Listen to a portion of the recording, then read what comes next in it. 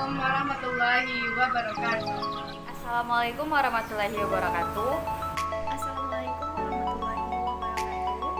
Perkenalkan, nama saya Hermina Devna, NIM 19231025. Perkenalkan, nama saya Olivia Ardina Rusma dengan NIM 19231034. Perkenalkan, nama saya Sofia Nabila Rahman dengan NIM 19231090 dari kelompok 10. Persiapan. Oke, pada tahap persiapan, sebelumnya kita harus mengambil jerami. Nah, ayo kita ambil jerami ke tempat pengambilan jerami. Jerami kami cari di daerah sekitar dekat rumah kami. Oke, kita sudah sampai pada tempat pengambilan jerami. Nah, jerami ini akan kita rendam selama 7 hari dan baru bisa kita tanamkan bibitnya ke dalam jerami tersebut, baru bisa ditanam. Nah, sekarang ayo kita ambil jeraminya.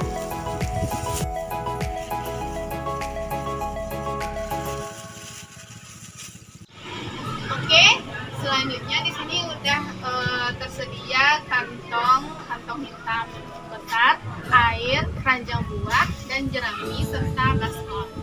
Nah, di sini saya akan menjelaskan bagaimana kegunaan dari keranjang buah, air, kantong, dan ember besar ini. Nah, sebelumnya jerami yang sudah kita ambil tadi ini akan kita diamkan selama 7 hari. Selama 7 hari ini tidak boleh dibuka dan ditutup rapat.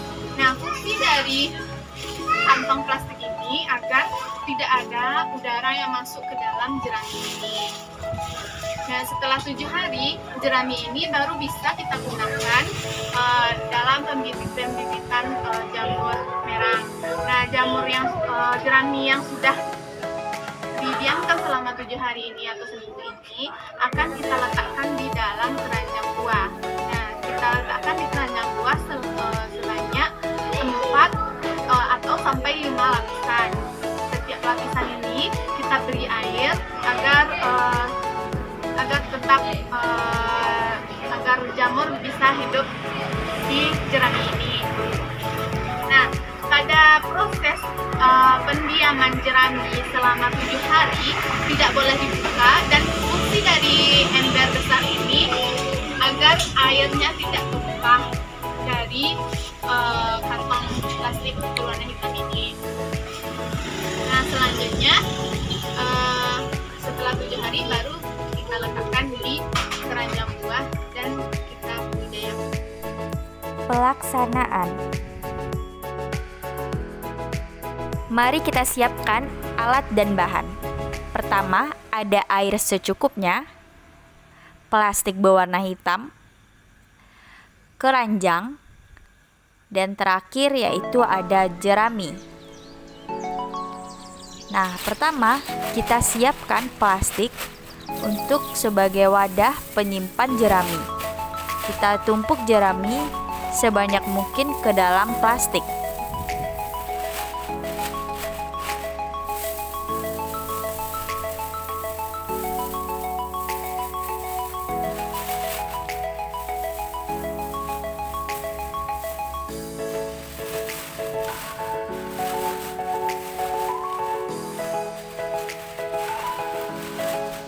Selanjutnya kita pastikan agar jerami dapat tertumpuk dengan baik.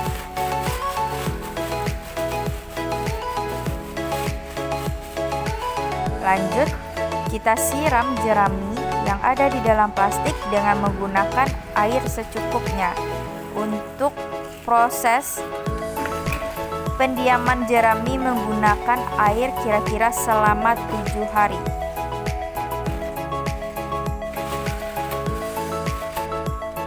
Selanjutnya, kita ikat plastik menggunakan tali agar dapat memastikan tidak ada udara ataupun mikroorganisme lain yang dapat masuk ke dalam plastik.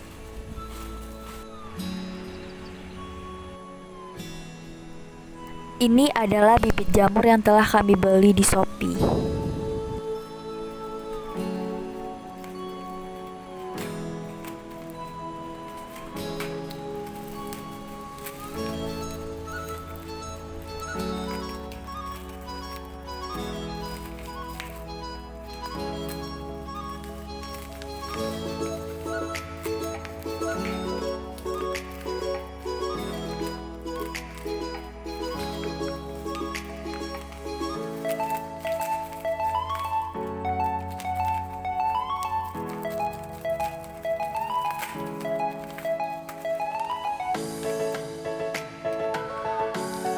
Lanjut, kita pindahkan bibit jamur pada suatu wadah.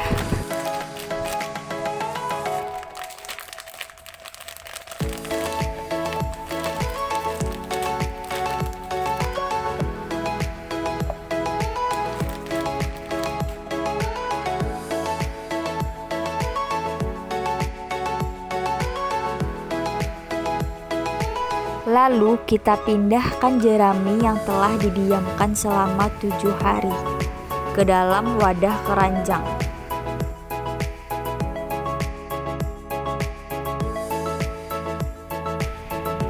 Selanjutnya kita pindahkan bibit jamur tadi di atas jerami yang ada di dalam keranjang. Lanjut, kita tutup kembali keranjang yang telah berisi dengan jerami dan bibit jamur dengan plastik hitam, dan kita ikat menggunakan tali untuk memastikan agar tidak ada mikroorganisme yang dapat mengganggu proses pertumbuhan jamur tersebut. Selanjutnya kita pindahkan keranjang tersebut ke tempat yang sedikit terkena cahaya.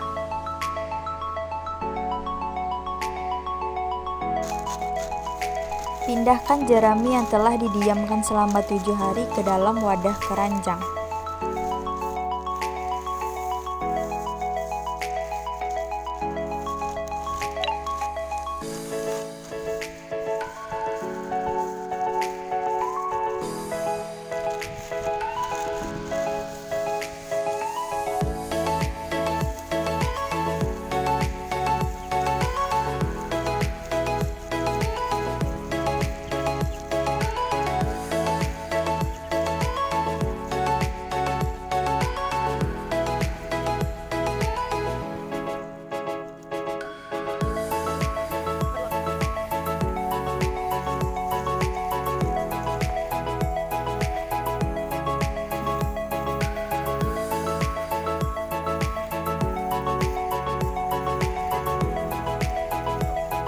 Beri air agar dapat tetap menjaga kelembapan dari jerami tersebut.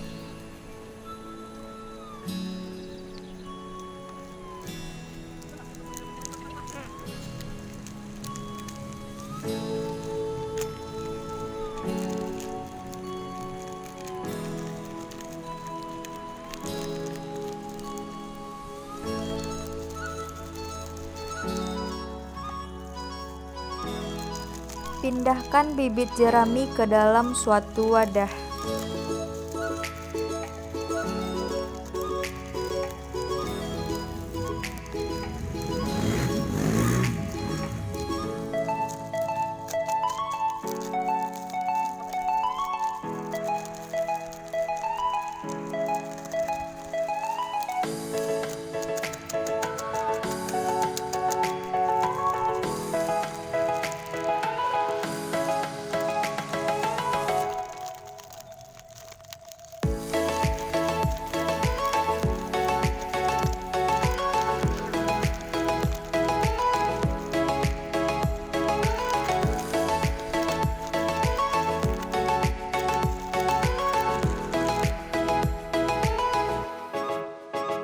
Lalu letakkan bibit jamur di atas jerami.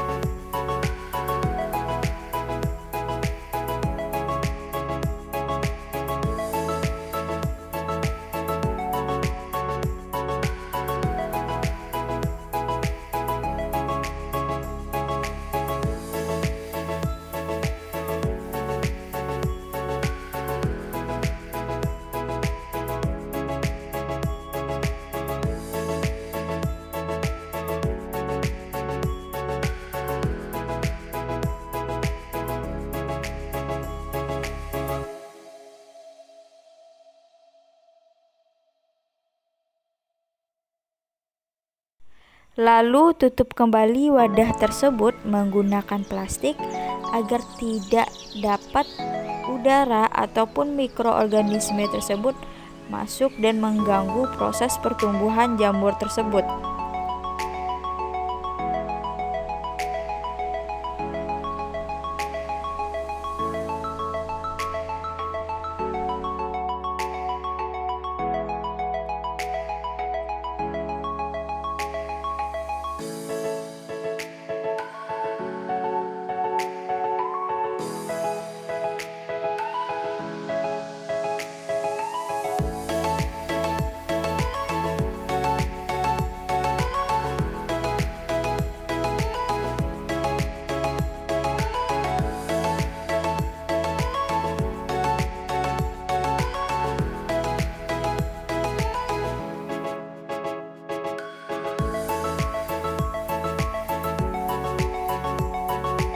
Penyelesaian proyek.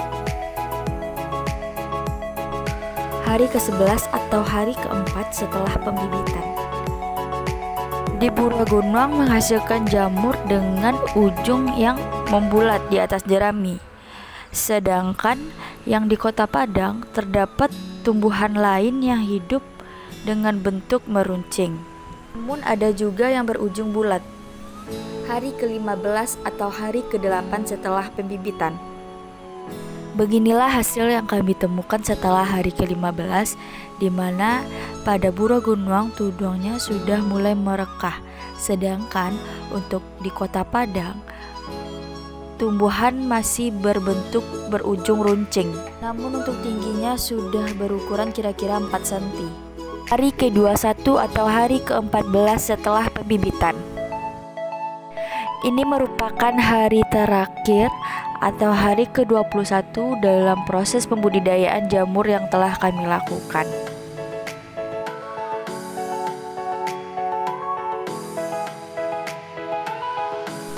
Beginilah hasil yang kami dapatkan pada proyek yang dilaksanakan di Buragunwang, di mana di sini terdapat hidup jamur dan juga ada tumbuhan lain. Nah, di mana kami yakini jamur ini bukanlah jamur merang atau ini bisa disebut dengan jamur liar karena ketidaksesuaian morfologi yang kami harapkan. Di mana morfologi jamur merang memiliki ukuran yang tebal dan bulat dan pendek. Dan ini bukan seperti jamur merang, di mana jamur ini memiliki batang yang kurus dan juga bagian kepalanya yang halus.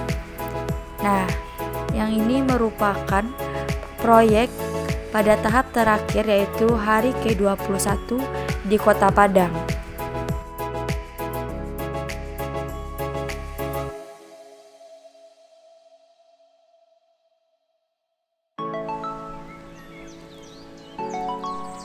Nah, beginilah hasil yang kami dapatkan pada proyek yang dilaksanakan di Kota Padang, di mana pada proyek ini mengalami kegagalan, di mana tidak dapat jamur merang yang tumbuh seperti yang diharapkan, melainkan seperti tumbuhan lain yang hidup dengan ukuran yang halus, di mana kami yakini ini merupakan bentuk dari bibit padi. Nah, dapat kita lihat tidak ada satupun jamur yang hidup pada media jerami yang berada di proyek Padang ini. Beginilah hasil tampak dekat yang kita dapatkan dalam proyek jamur di Buragunwang. Dan juga ini hasil yang kita dapatkan di proyek Kota Padang. Dan kita yakini ini adalah bibit padi dikarenakan pada ujungnya setelah ditarik terdapat ada padi. Kesimpulan yaitu kami mengalami kegagalan pada proyek pertama ini dalam pembudidayaan jamur merang, di mana kami yakini kegagalan ini dikarenakan karena kurangnya sterilisasi dan juga kelembapan suhu yang ada pada saat proses pembibitan budidaya jamur ini. Mohon maaf atas hasil kegagalan dalam pembudidayaan jamur yang telah kami laksanakan. Semoga kedepannya dengan kegagalan ini kita dapat belajar bagaimana cara agar jamur dapat tumbuh secara baik dan apa saja faktor yang dapat mengakibatkan jamur tersebut gagal. Sekian, terima kasih. Assalamualaikum warahmatullahi wabarakatuh.